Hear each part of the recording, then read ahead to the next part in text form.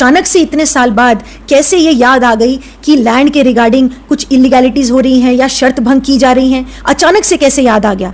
वही बात supreme court में ऑनरेबल जजेस विक्रम नाथ एंड ऑनरेबल जज संदीप मेहता, इनकी बेंच ने भी प्राइमा फेशी जब केस को देखा तो यही बात उन्होंने पूछी कि इतने साल तक आपको कोई ऑब्जेक्शन नहीं दिखा, लेकिन ओवरनाइट आपको ऐसा क्या ऑब्जेक्शन दिख गया, ओवरनाइट आप आ गए।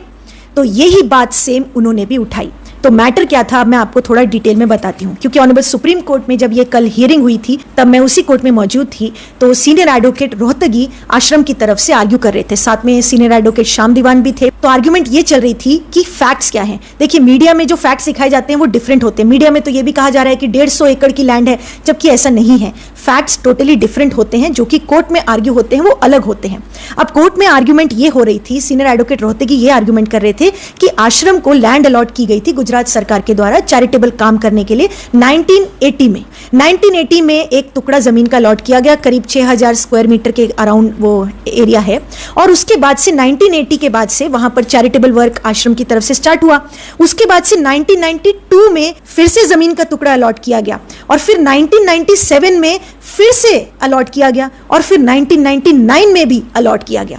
अब सीनियर एडवोकेट रोहतगी का यह कहना था कि अगर 1980 में अलॉट की हुई लैंड में कुछ प्रॉब्लम थी, कुछ गड़बड़ी थी या फिर शर्त भंग की जा रही थी, तो 1992 में दोबारा क्यों अलॉट की गई, फिर 1997 में फिर अलॉट की गई और जमीन, फिर 1999 में और अलॉट की गई। इस तरीके से टोटल अलॉटमेंट करीब 39,000 स्क्वायर मीटर की गई है, कोई 150 एकड़ नहीं, 39,000 स्क्वायर मीटर ही अलॉट की गई है। और अगर ऐसी कोई चीज थी कि चैरिटेबल वर्क नहीं हो रहा था या फिर कोई शर्त भंग हो रही थी या फिर कोई इलीगैलिटी हो रही थी, तो फिर फर्दर अलॉटमेंट क्यों की गई, ये क्वेश्चन रेज किया। एक ये आर्गुमेंट रेज की। अब दूसरी आर्गुमेंट ये रेज की कि 1980 में जो अलॉटमेंट की गई थी उसमें ये शर्त थी कि उसमें प्लान अप्रूव करवाना है, और वो प्लान प्रॉपर तरीके से अप्रूव करवा लिया गया।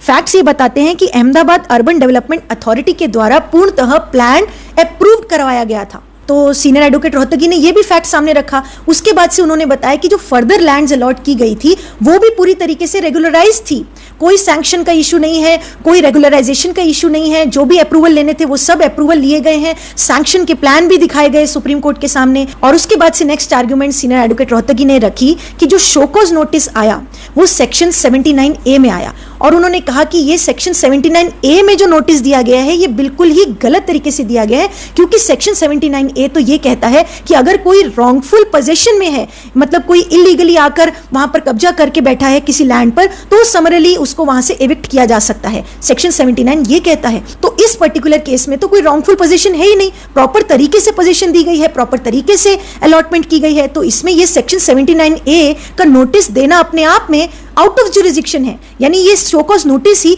क्वैश करने लायक है। ये नेक्स्ट उनकी आर्गुमेंट थी।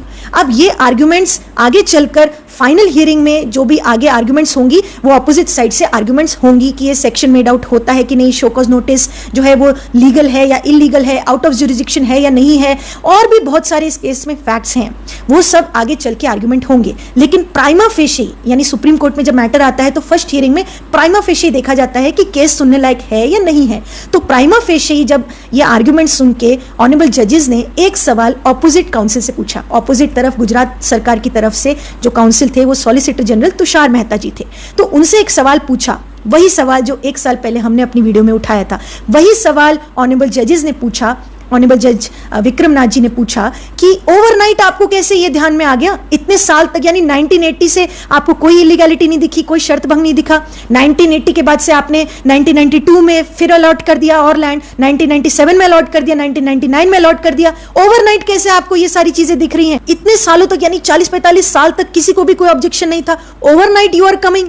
ये सवाल ऑनरेबल जजेस ने पूछा। और जैसे कि कोर्ट्स में जब नॉर्मल सिटीजन्स अपनी सिविल राइट्स की रेमेडी के लिए जाते हैं तब ये बात कही जाती है कि why were you sleeping over your rights for so many decades and suddenly you come to the court for seeking your rights. ये बात नॉर्मल सिटीजन्स को बोली जाती है कि आप इतने सालों तक अपने राइट्स पर अगर सो रहे थे तो अचानक से एक दिन आकर आप ये नहीं कह सकते कि ये मेरा राइट था। तो वही चीज क्या इस केस में भी अप्लाई होगी, ये आगे आने वाला समय बताएगा कि क्या आर्गुमेंट्स आगे की हियरिंग्स में होती हैं। लेकिन प्राइमा फेशी तो जजेस ने भी ये बात जरूर रखी है कि ओवरनाइट आपको कैसे ये ऑब्जेक्शन लग गई, इतने सालों तक कोई इलीगैलिटी नहीं थी क्या, इतने सालों तक कोई शर्त भंग नहीं हो रही थी, आप और अलॉटमेंट कर रहे थे, आप सैंक्शन भी कर रहे थे, इतनी कंस्ट्रक्शंस वहां पर ऑलरेडी हो चुकी हैं, तब आपको ऑब्जेक्शन नहीं दिखा था, तो ओवरनाइट आप क्यों आए हैं? तो ये सब आर्ग्यूमेंट्स ऑनरेबल सुप्रीम कोर्ट में हुई और फिर उसके बाद से ऑनरेबल जजेस ने इसमें नोटिस इशू करने के बाद से स्टेटस क्वो का भी ऑर्डर कर दिया है। स्टेटस क्वो का मतलब कि जैसी स्थिति है वैसी ही रहेगी, यानी कि लैंड पर जो भी चैरिटेबल एक्टिविटीज चल रही हैं, जो भी वहां पर आश्रम है, क्लिनिक है, वहां पर स्कूल्स है, वो सब कंटिन्यू रहेंगे और कोई डिमोलिशन या फिर कोई भी इविक्शन का प्रोसीजर अभी फिलहाल के लिए नहीं होगा।